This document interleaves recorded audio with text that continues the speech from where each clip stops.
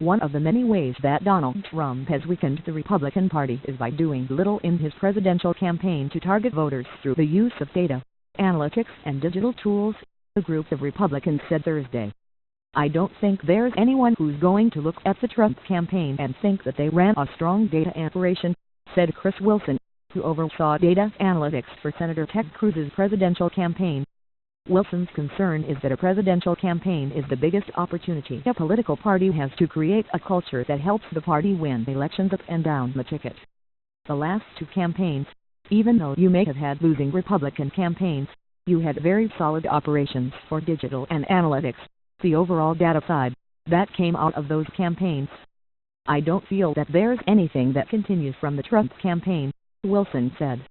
"We are losing the ability to grow our Republican ecosystem from a standpoint of the areas where we are already behind, and that is on the digital side and the data side and the analytics side.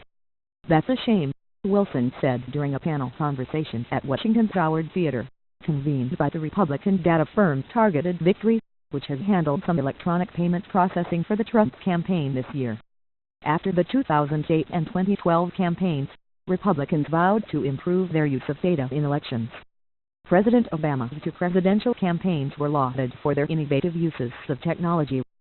Some press coverage of Obama's wizardry might have been overrated, but smart Republican consultants understood that data and digital are important new tools that can make big differences in close elections. Yet Trump has for much of his candidacy scoffed at a role of data and individualized targeting of voters. He dismissed it as overrated in May, and said his candidacy would succeed based on holding large rallies. Since then, his campaign has paid a paltry sum of $100,000 to one data targeting group, Cambridge Analytics, according to the most recent federal disclosure forms. Cruz's campaign paid the same group almost $6 million in the primary. Democratic nominee Hillary Clinton inherited the data-infused campaign culture built during Obama's two election cycles, people, best practices and information, and is currently preparing to maximize her vote totals in the increasingly important area of early voting.